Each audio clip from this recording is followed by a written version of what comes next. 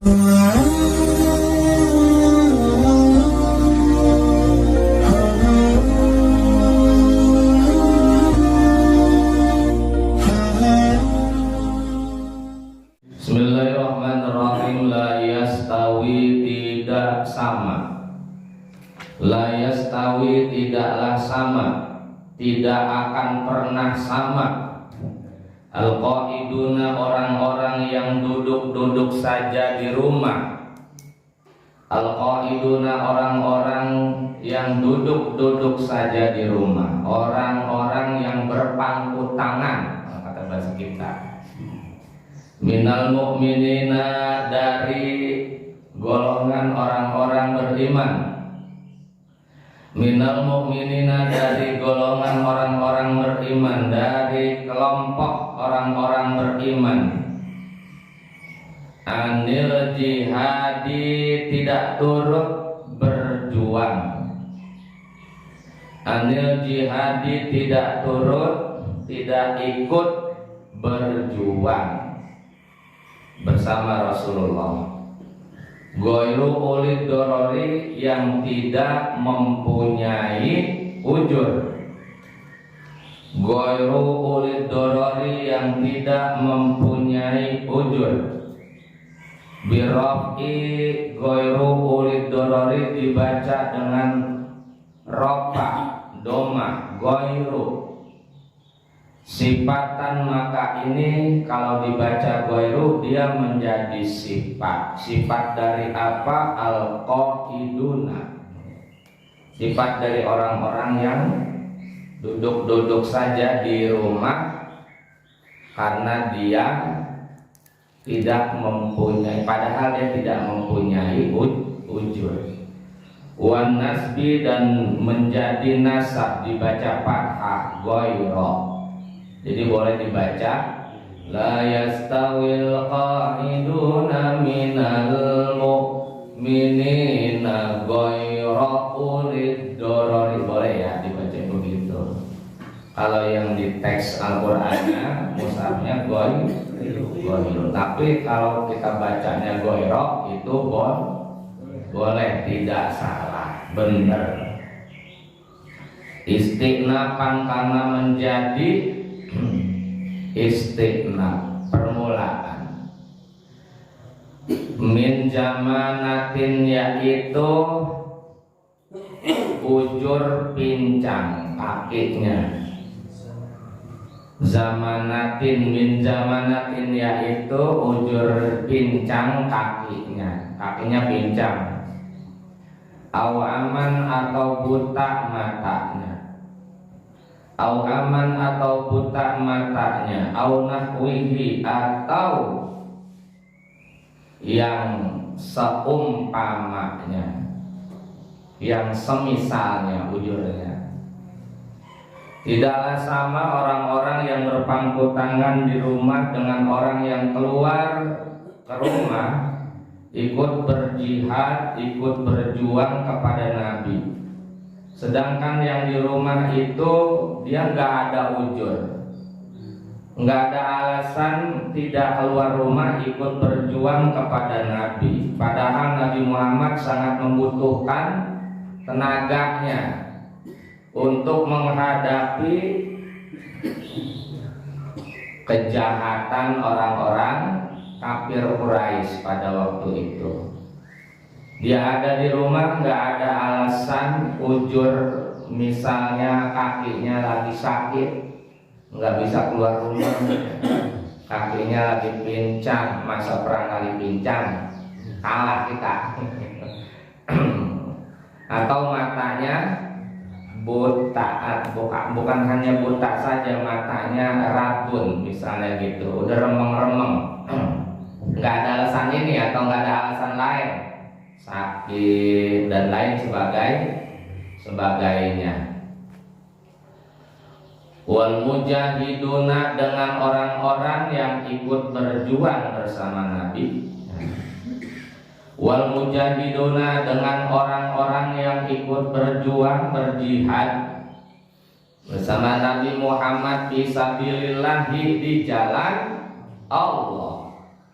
Fisabilillah di jalan Allah, bi amwalihim dengan harta-harta mereka berjuangnya, bi amwalihim dengan harta-harta mereka, wa anfusihim dan jiwa raga mereka, wa anfusihim dan jiwa raga mereka. Kata Allah, tentunya tidak sama orang yang ikut berjuang kepada Nabi dengan orang-orang yang tidak ikut berjuang kepada Nabi dengan tanpa alasan ya, yang bisa dimengerti untuk tidak ikut serta berjuang. Tidak sama, beda. Nanti dari segi derajatnya, kemudian dari segi pemberian karunia Allah Subhanahu wa Ta'ala. Makanya kalau kita berjuang di agama, fisabilillah kan di agama. Sekarang berjuangnya bukan berperang melawan musuh-musuh Islam, tapi berjuangnya adalah kita itu berdakwah, mempertahankan agama kita, mengembangkan agama kita, dan menjaga muru'ah, citra baik agama kita. Itu berjuang. Orang-orang yang berjuang di Majlis Taklim yaitu namanya al-mujahiduna fisabilillah. Berjuangnya dengan dia punya duit, dia kemudian duitnya dia salurkan di situ supaya Majlis Taklimnya berkembang, bisa memakmurkan kalau ada duit, atau dengan jiwa raganya dia punya fisik bagus, dia punya pikiran, ide-ide bagus supaya Majlis Taklimnya bisa maju berkembang. Nah, itu kagak sama ya.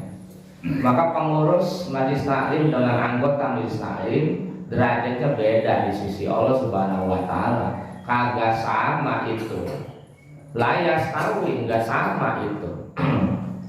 Makanya di pengurus Majlis Taklim itu kesempatan lagi berjihad di jalan Allah. Semangat kita. Selama Majlis Taklim itu ada, kita yang pernah berkontribusi dari Majlis Taklim, walaupun kita sudah berada di dalam kuburan, masih ngalir terus itu pahalanya. Ini kita kagak ada nih, tapi Majlis Taklim kita pernah berkontribusi di situ. Ya. Jadi terus-terusan asal kontribusinya ikhlas. Saya tahu orang yang ikhlas dengan yang orang yang nggak ikhlas sudah ketahuan di saya mah. Tapi saya kali bisa sebutin, udah tahu saya orang yang betul-betul berjuang ikhlas dengan ikhlas, guru udah tahu. Udah di otak kepala saya udah ketahuan. Jadi berjuang yang ikhlas. Karena ini warisan yang Raudhatul Jannah ini. Kita datang jauh-jauh ke Madinah untuk melihat raudhahnya Nabi. Raudhah Nabi itu ini Majlis Taklim. Nabi kenapa disebut di sana raudhah? Tamannya surga itu Majlis Taklimnya Nabi Muhammad dulu waktu beliau hidup. Dan di raudhahnya Nabi itu salah satu tempat yang mustajab untuk meminta. Nah kata Nabi, Raudhatul Jannah di luar raudhah saya ini di dunia yaitu majlis-majlis zikir. Majlis zikir itu bukan orang zikiran rame-rame, bukan. Jangan salah anggap, oh berarti kita harus membuat majlis zikir dong. Ya. Misalnya majlis yasinan, majlis tahlilan, zikir-zikir yang khusus, bukan. Yang namanya ahli zikir itu ya ini majlis zikir. Orang yang di Majlis Taklim itu yang mengajarkan ilmu hadis, ilmu tafsir, ilmu fikih, itu namanya majlis zikir. Jangan diartikan majlis zikir oh kita harus buat ada majlis kelompok zikiran, bukan. Yang namanya majlis zikir ya ini. Ya, kita baca tafsir, kita baca hadis, kita baca fikih, itu yang disebut kata Nabi majlis zikir. Faktaku, kalau kamu melihat ada majlis zikir, ya kamu mampir, ikut gabung, walaupun ada yang ikut gabungnya sebentar gitu, karena dia lagi, misalnya lagi ngojek nih, ada majlis zikir nih, ada orang lagi bahas ya di pengajian, dia mampir sebentar dengerin gitu, walaupun dengarnya 5 menit tuh si ojol dapat. Apalagi yang dari pertama sampai selesai dapat apa? Dapat keutamaannya, dapat kita sudah mendapatkan pahala haji dan umroh secara sempurna. Apa pengen haji kan? Ada pengen umroh kan? Ya udah ini dulu jalanin, ntar jadi kita dapat. Iya, ini haji dulu ya. Pengen haji, pengen umroh, mau sekali jauh banget. Ini dulu deketin, amalin ini dulu. Ntar akhir lama-lama insya Allah nyampe ke sono. Ya. Mau umroh, mau haji, seperti itu. Lah dapat pahala haji mau umroh, pada malas-malas banget. Kapan lagi kita setiap Sabtu kita dapat pahala haji dan umroh? Ya. Dalam setahun hitung berapa kali hari Sabtu kita menghadiri, pahala haji umrohnya banyak banget udah. Dapat pahala lebih baik daripada kita sholat sunnah berapa rakaat? Iya, ada yang sanggup sholat sunnah 1000 rakaat, sholat duha 4 rakaat yang nggak istiqomah, kita males banget. Lah beneran kalau sholat sendiri males. 4 rakaat udah kayak lama waktu hari, lo beneran yang main. Sholat tahajud dah, coba sholat tahajud ya 2 rakaat kita malas, sudah pengen tiduran baik. Apalagi yang sampai 4 rakaat, 8 rakaat, enggak ada. Susah. Ini 1000 rakaat ini lebih baik. Ya nggak apa-apa. Terus geser pulang duluan kan, yang berangkat kerja udah dapat gitu. Jadi nggak usah malu yang saya kerja ini hari Sabtu, iya, udah ngambil pertama aja, 30 menit di sini, ntar pulang bulanan, nggak apa-apa, udah dapat, itu kan ya, kan dulu banyak alasannya kerja apa gitu, ya 15 menit di sini mampir dulu gitu, pulang bulanan ya kagak mau apa, guru mah tahu, karena ada dari tahu di berangkat dulu pulang bulanan, kagak kesel guru, masuk guru kesel, dia udah girang. Yang penting masih saling beramai begitu, nggak masalah.